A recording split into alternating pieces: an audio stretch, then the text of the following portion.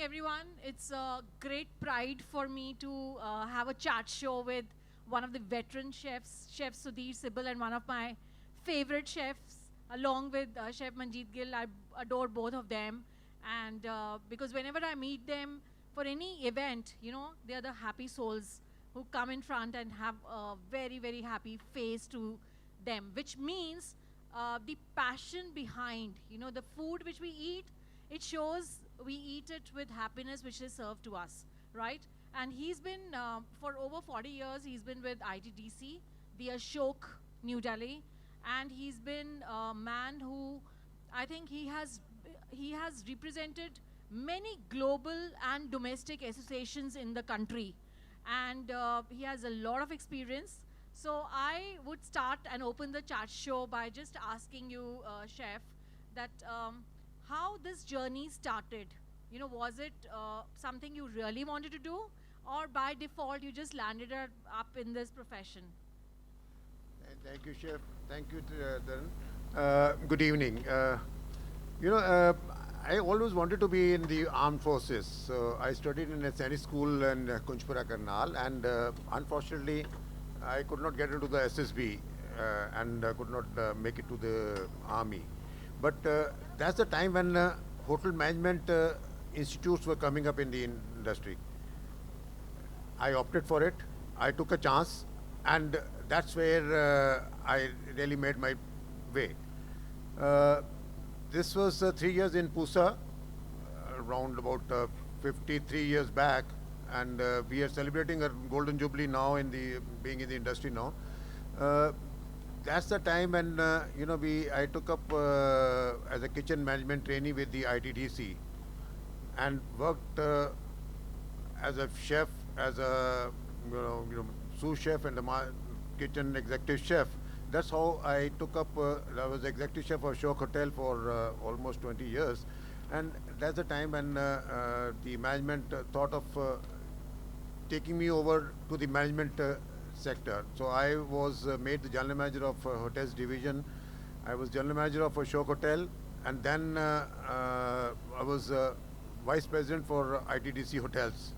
So first opportunity for a chef to become a general manager. So that is one thing which we always strived for, and Taran, that's how the journey started. Fabulous. Chef, you've been a part of Club Day Chefs and many global other organizations, but associations, I would say. But this particular association also is a consortium wherein you all get together as an international association, and you actually get the opportunity to serve the head of states, right? So you have represented India many times abroad. So I wanted to know any great experience which you had there, which you feel should be, followed, or should be imbibed from there back here, back home.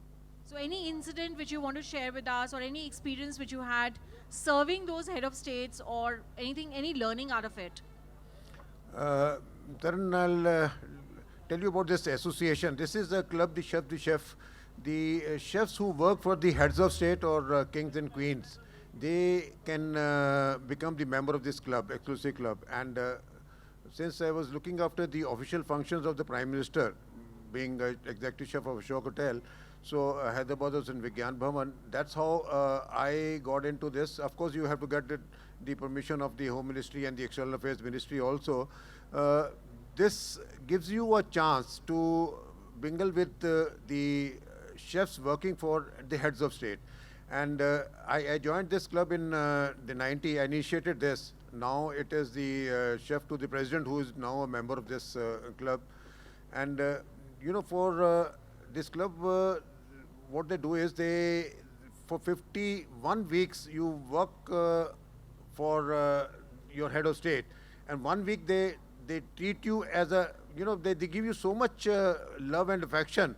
They have a meeting every year in one of the countries, and there you are treated as a head of state. In fact, you are given, the head of state invites you. You are given a banquet over there, state banquet, like in the president of Malta, the premier of Canada Chrétien, the White House, we were able to go there and meet the President Clinton in '96, and that's how you were, and the experiences. When you mingle with the chefs, you are interacting with the chefs, you learn a lot of things from each other. How the heads of state, they behave. I mean, of course, they are all like us people only, general public, nothing great. But at the same time, they have a lot of regard for their own culture and food. And this is what is required here as well. I remember, if I can take another minute for when Mrs. Indira Gandhi was the Prime Minister, she was very particular for whenever she was hosting a function for any head of state coming to the country. She made it a point to give Indian course, a taste of Indian food. It could be either an entree or a kebabs in the non-veg or veg, or maybe a curry over there, or even a dessert. I remember during the NAM conference in '83, she asked us to make a menu, and we made a menu, and then she wanted biryani to be served with chicken liver pate. We were even roast turkey. We said, being from the hotel industry, we said it's not a professionally thing which needs to be given, and we were a little hesitant. Of course, in front of the Prime Minister, you can't even say so, but a little, we were hesitant about it. But then she said, you youngsters, you have to, get hold of it. You have to come out of your regular studies and all that. Why don't you think this is the time when we have 45 heads of state coming, and you give them a chance of some Indian food, taste Indian food. So that's how a roast turkey was served along with mutton biryani, and it became a ruse over there. During Mr. Rajiv Gandhi's time, I remember in the entree first course, or the liver pate, chicken liver pate, it's a cold dish, it's a chicken liver pate. And he suggested that, in fact, Mrs. Gandhi was also there, Sonia ji. They suggested that hot buns, naans, baby naans, may be served with it. It's a small course. You instead of giving breads or toast or croutons along with it, if you could serve small baby naans along with it, and this became such a hit with these state banquets that we had to repeat this menu again and again. So these are things which you need to take care. When a head of state comes here, you try to give him, they have their own food. We try to make them happy, make them comfortable with their own food, but at the same time, we must give them a chance to give Indian food, a taste of Indian food. So it could be from any region. We try and get food from all over the country. Of course, regional food, the state, the food from various regions.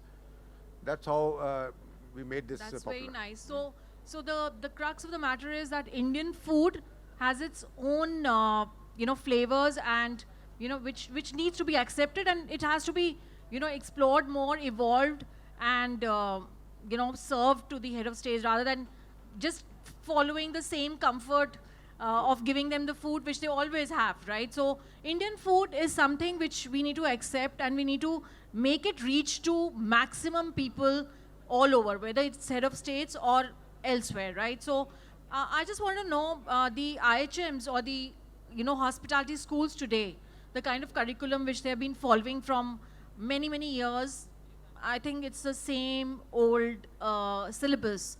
So how this would change? For example, chefs like you and other veteran chefs, they are doing a lot in terms of contribution in the sense that you're going and giving them advices, you are in the boards and stuff like that. So do you think that in the coming years, because during COVID and after COVID, we've seen the percentage of students actually entering into IHMs or hospitality schools have really dropped. It's gone down to 30 to 40%. So how do you think things will change, and how the acceptability of this profession going forward would be, created as a wannabe kind of profession? So that's very important. I know this is really sad, Taran. The hotel management institutes are, of course, they are now the government is taking a lot of interest in it. They have already from the ministry, from IGNU, they were awarding degrees to the hotel management institutes. Now they are collaborating with the JNU. So things are improving. At the same time, interaction with the industry, which was lacking, which now we have a lot of competitions, judging seminars, seminars where the projects are given to the students. The industry is experts go there and give a demonstration of the foods, regional foods, and this become we need to have a more of interaction between the industry as well as the academics. So the academicians are now working towards it. The syllabus is now being improved, now is being changed now. I think a lot needs to be done on this sector as well. So I would sincerely urge you and the likes of Gunjan Goyla and Chef Manjeet Gill, they are here, to actually contribute on this a little more, because I think there are a lot of students who are planning to opt out, and they do not know the directions. So I think we need to get them together, coach them, mentor them, because there's lots around it. So this field is not going to die. This is just going to go explode and keep exploding, I would say. But a little direction is needed in terms of future growth and also what the world is doing. So we have to actually evolve our Indian schools. Yeah, in this direction, what we have is we have the different various chapters of the chefs associations. There are almost about 10 to 11 chapters, in which we have the Young Chefs Association as well, the regional chapters, and they come under an umbrella of IFCA, Indian Federation of Culinary Association, where Chef Gill is the president of that. And the Ministry of Tourism, the Ministry of Agriculture, Food Processing, they all recognize the IFCA for taking up any activity which needs to be projected outside the country. So they have a lot of interaction with the industry now, as well as with the academics. The institutes are now working towards it. We send our own expert chefs to the institutes for not only giving demonstration in various regional cuisines, but also for the students being interacting with this. So I think that's how. Right. Okay, another thing which I think not very many people know, that he's also got a magazine called Cuisine Digest, which which also focuses on hospitality and hospitality trends and cuisine per se. So, Chef, would you like to just tell us, share something about it? Well, that's a magazine which we started along with Chef Gill. This is big. The chefs, you have a lot of magazines from the professionals, from the industry, but not from the chefs itself. So chefs were producing it, chefs were writing in it, chefs were contributing. So we were able to get the gist of what is required, what is there needed for the professionals. This was more of a B2B, because the chefs, not only in the country, internationally also, they want it. So we have a chapter on the international cuisine, the chapter on in regional cuisine, as well as on for the youngsters also. So this activity brought the chefs together. We were able to disseminate a lot of information, and is being, we have given a little break after the COVID. So we need to do it on a digital form after this. But I think we're getting signal to close it. No. One more question. So this is something which is very, very important, because I think everybody would like to know. The question is that, I'm sure you've been heading complete operations of the hotel, and there've been a lot of pressure, because you've been actually, being a government hotel, you had to actually spearhead the major projects, right? So people coming in and people going out.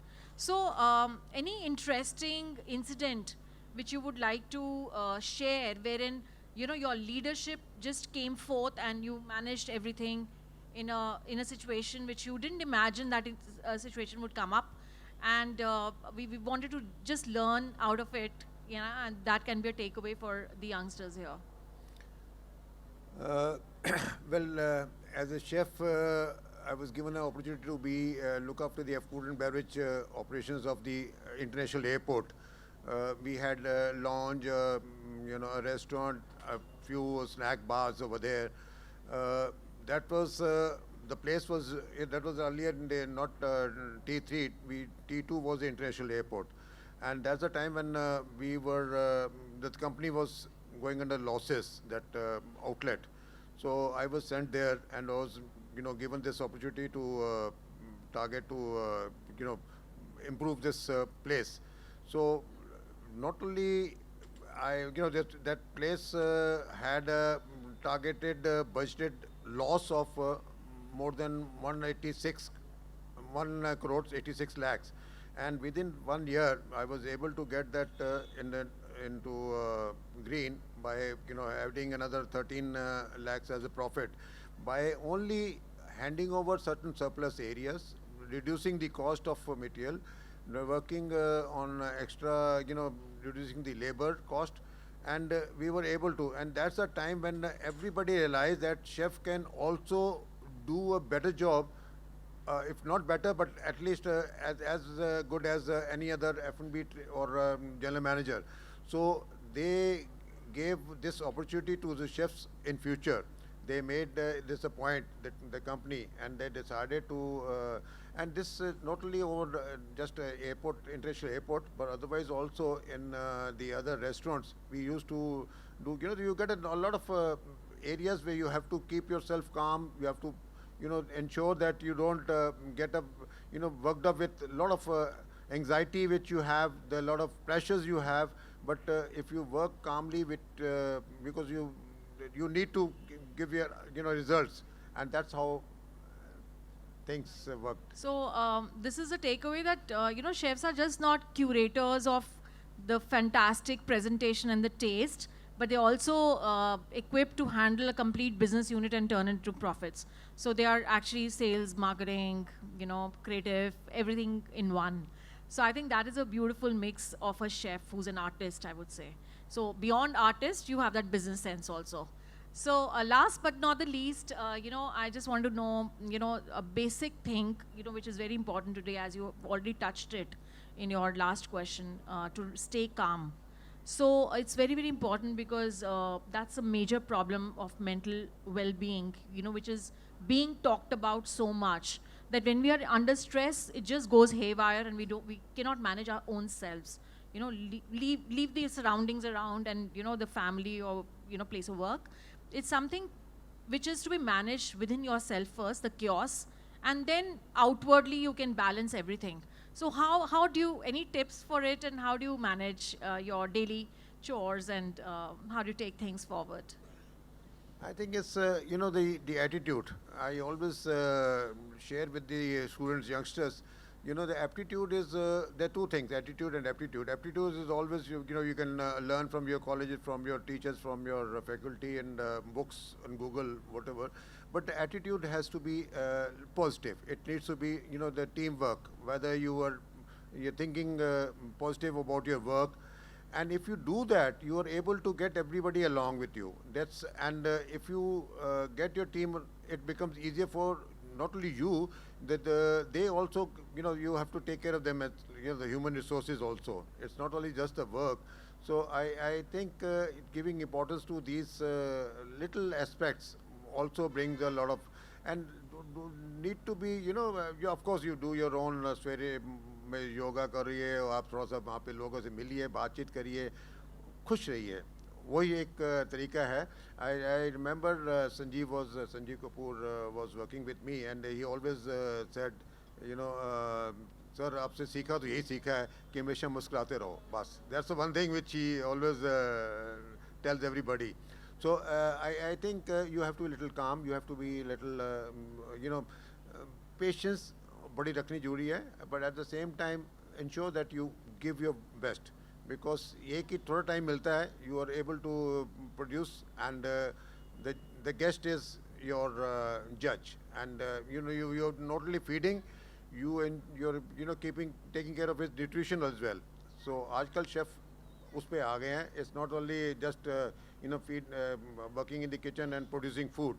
They have to ensure that it's sustainable, safe food for everybody, whosoever consumes it.